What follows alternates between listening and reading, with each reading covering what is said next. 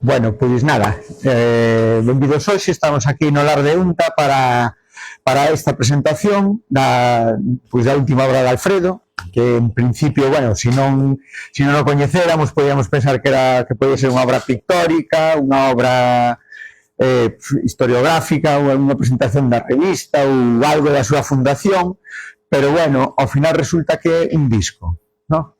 É unha obra musical, Brasil en voz baixa, que en principio é un aspecto de Erias que para moitos, pois bueno, foi unha sorpresa descubrilo, e hoxe vamos a profundizar un pouquinho nel porque é a presentación do disco, ¿no? É dicir, a verdade é que Alfredo tivo unha familia pois bastante musical, ¿no? O seu tío Seba que tocaba o trombón, seu pai que tocaba a trompeta, foi quen lle ensinou, bueno, chegou a tocar incluso en orquestas e na banda municipal, foi quen lle ensinou solfeo un poquinho o tema da trompeta, logo profundizou na guitarra con Manuel Vidal, foi para Santiago, chegou incluso a ganar algún premio pola letra de alguna canción, co cal era unha parte da súa vida que, bueno, tivo que abandonar cando preparou as oposicións, se dedicou a toda a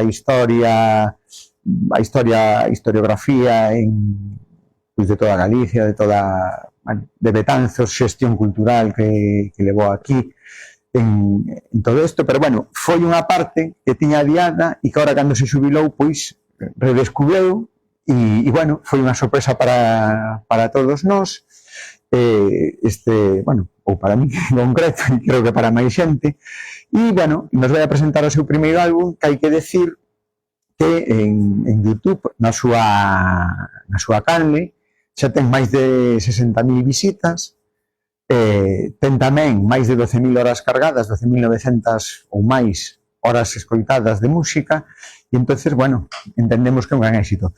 E para nós, como Lar de Unta, pois, bueno, é un orgullo que el se acordara de nós para esta presentación, porque, bueno, sabe que sempre ten as portas abertas, pero, bueno, que bueno, estamos moi contentos de que pensara en nós para elo. Vale? E nada máis, deixo vos con Alfredo, e, bueno. Pois, non sei como va isto. Non sei. Pois, Xavier, moitas gracias a ti, a Antón e a toda a xente de Lar de Unta. Eu veño encantado aquí, e é a miña referencia cultural cara ao público aquí en Betanzos, non? Estado facendo moi ben, e calquer cousa que de min precisedes, sabedes que estou a vosa disposición. Eu, como bon aldeano, doulle a todo, sabes? Se hai que ser historiador, se hai que enseñar a cidade, enseño a cidade. Se hai que facer o que sexa, e se hai que plantar patacas, tamén as plantei. Fui un carpinteiro, a la que non me pidades que faga unha silla ou algo, é moi complicado. Bueno, non me quero enrollar moito, porque o tema consiste basicamente en escoitar así en familia, aquí entre amigos, o álbum Brasil en voz baixa, que é o primeiro álbum. Estou facendo un segundo, pero non o teño completo e está salindo todos os xoves a 7 da tarde, todos os xoves aparece unha canción. E logo estou facendo unha versión deste álbum que ides ver e ouvir pasando ao inglés, porque resulta que en Estados Unidos hai moita xente que parece que lle gusta isto. E, bueno, hai que ter en conta porque os idiomas son ferramentas de comunicación e punto. E logo fixen 2 álbums instrumentais, algún soaba antes, que se chama así en plan chulo, elegant bossa jazz. E teño varios proxectos máis, a cabeza está me fervendo. Claro, eu funciono moito en plan explosivo, tamén na pintura, podo botar un ano non pinto nada, pero logo un mes pinto 20 cadros. É como se me foran cocendo aí dentro. Me pasa un pouco con todo, e claro, tiña 40 anos en que non facía ninguna canción, e de pronto me atopo con que as tecnoloxías actuais me permiten non solamente facer a canción, senón que se oia, e que se oia ben, e claro, aí me viñen arriba, por así decirlo. Bueno, que imos ver e escoitar? pois non vos vou a falar canción por canción porque sería tremendo. Hai un bloque grande de cancións de amor, desamor. Sabedes que a bossa nova vai moito pola alegría, saudade, navega por esos territorios, e a mí me gustan esos territorios porque tamén navego eu vitalmente. E xa digo, é o gran bloque de cancións. Dentro desas, simplemente vou a dar dúas pinceladas de dúas. Hai unha que chamo Teresa do Brasil, Teresa do Brasil, e Teresa é a miña Teresa. E inspireime nela, e tamén o nome Teresa é un nome moi de bossa nova, que aparece en cancións de bossa nova, da bossa nova clásica. E despois hai outro que é o maior fracaso, non sei se o maior, pero visto desde agora afortunadamente, pero foi un fracaso amoroso destos gordos, dos varios que houve pola vida. E foi o seguinte, eu tiña unha moza que estaba perdidamente enamorado dela porque era unha preciosidade e andávamos xuntos un ano, pero un día polo San Roque precisamente apareceu con outro, máis alto, máis guapo, un pelo así, moito máis moderno, así, sin aspaventos, non pasou nada. Bueno, que vamos a facer? Hai que sobrevivir. Bueno, e pasou o tempo. Porque esa muller tiña unha característica, deixoume, sí, pero de vez en cando mandábame unha carta gorda, a veces con poemas, que me deixaba, que era mellor que non máis mandara, porque me sacudía, non? Bueno, o caso é que cando empecé en Betanzos no ano 81, recibí unha carta. Eu vivía nas Cascas, na casa de Adita, que é parienta miña, con carta gorda, con varios poemas, tal e cual, eu non o duvidei. Hai que ter paréntese, non había móviles, non era chamar, oye, que boa, ela era daquela mestra en Malpica. Así que eu collo o autobús de Betanzos a Coruña, de Coruña a Malpica, e en Malpica toco na porta, e quen sae desde a porta? Sale el, non era marido ainda, que despois foi, despois se divorciaron, bueno, historias da vida, pero sale el, moi amable, moi agradable, non está ela na casa, pero pasa, que ven pronto, tal. E dixo, no, espera, teño que facer aquí unha cousa e veño dentro dun pouco. Me escapei como puide, ali ao porto de Malpica, fundido completamente, e despois nada, collí un autobús e aí a miña vida dou outro xiro. Imaginemos que estuvera ela, que me recibira maravillosamente, podía ser outra cousa.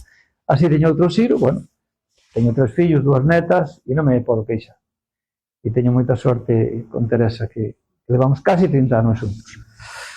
Bueno, esa vou conto porque senón non iba a desentender esa, e é a única canción que ten un asentamento en Galicia por esa temática. Despois hai un bloque, digamos, como máis social, tipos sociais. Fixen 2 cancións a sendos futbolistas, un futbolista fracasado, triunfante nas favelas, sí, pero non saliu dali. E logo, outro triunfante, e ese xa con nome e apelidos, que é Ronaldinho. Eu non é que sea un gran entendido, nin un gran forofo de fútbol, pero eu creo que Ronaldinho é o futbolista máis artista, máis maravilloso que houve na historia do fútbol. Eu así o considero. Así que difícil unha canción. Porque ademais en Brasil os futbolistas, sabedes que son heróis sociales, é unha cousa moi especial, porque ademais acostuman sair das zonas baixas da sociedade, non? Logo hai unha canción con un tono, aínda que é sutil, é poética, o intento, etc., pero ten unha reivindicación de fondo importante, porque vos sabedes, sobre todo nos anos 80-90 do século pasado, había un fenómeno en Brasil, aínda sigue existindo ese fenómeno, que son os meninos da rúa. Nenos sin pais, sin nais, que andaban sobrevivindo como podían, en manadas, e houve ademais épocas en que a policía os mataba, literalmente, o sea, que non é ninguna broma. E eu fago unha canción que se chamo A menina da rúa. E xa, bueno, xa escoitaredes e veredes. Logo hai 2 tipos sociais, porque claro, me tuve que documentar, porque, a ver, eu nunca estuve en Brasil. Afortunadamente, agora con internet te podes documentar bastante ben de moitas cousas, non? E unha das cousas nas que afondei un pouco foi os tipos, digamos, que diría eu, emblemáticos da sociedade de Brasil. E apareceume a baiana do acarallé, que é o acarallé, e que é a baiana. a baiana esta son africanas que se asentaron en Brasil e xa teñen varias xeracións, pero que manteñen receitas africanas de comer, e unha destas comidas é o acarajé, que son unha especie de buñuelos, me dá a minha impresión, feitas a maneira deles. Fago unha canción moi alegre. Logo hai tamén un tipo popular en Brasil que, casi en todas partes, que é o músico de rúa. Está tocando aí tamén lle fago unha canción. E logo fago unha canción moi rara a un canciño fiel, é puramente literaria. Eu non teño un can, pero sei o que é un can, que son cariñosos, que te acompañan, en fin, e que por certo é unha das máis escoitadas. E logo, como teño duas netas, e teño unha en Xapón que se chama Isabel, e dibuxa, pero dibuxa seguido, obsesivamente. Ahora, ademais, toca tamén o piano. Ten 7 anos. É unha preciosidade. E fixe unha canción, unha mistura musical entre bossa nova e toques xaponeses, e logo no vídeo tamén fago con dibuxos, pero con toques, fago como se fora facendo unha viaxe por os lugares emblemáticos de Kyoto, que sabedes que é a capital espiritual de Xapón e moi fermosa. Non estuve aínda, espero estar, pero bueno. E logo naceu unha outra neta, aí na Coruña, e tiña, non sei, un mes ou así cando naceu, e agora ten un ano, e lle fixen unha canción de cuna, que chamo Canción de Ninar. E con eso, basicamente, xa non vos conto máis, e nada, vos convido a facer unha viaxe pola alma de Brasil, e espero que vos guste. Vale, gracias.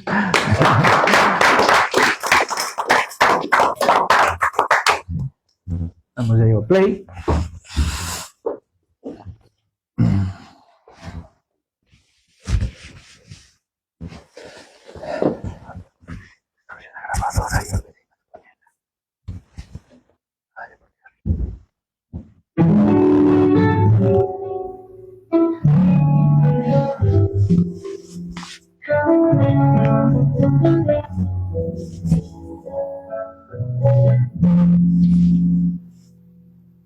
Ela passa tão leve na praia, com vestido a dançar no vento. Seu sorriso é brisa que envolve e me leva num sonho lento. Se ela sentisse que o mundo parou pra olhar, é a garota do mundo de Ipanema, tão bela, tão linda passar. Se ela gira amanhã, se desperta, e o silêncio começa a pulsar. Se ela ri, meu peito responde, vem comigo, morena. Se ela sentisse que o mundo parou pra olhar, é a garota do amor de Ipanema, tão bela, tão linda passar.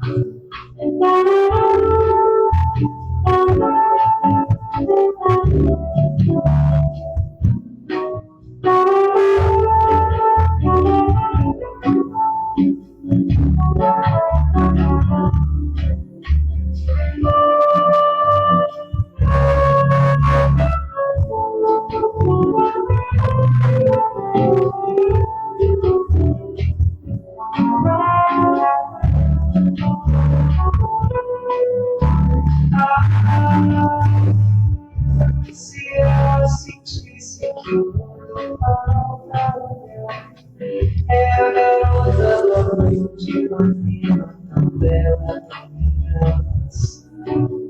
Quando passa a tarde se cala, o meu mundo começa a girar. Fico preso num gesto tão simples que me faz entender.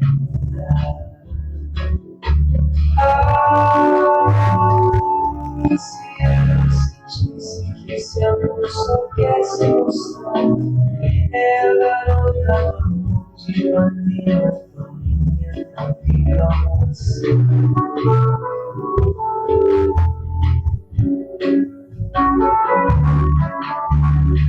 Thank you.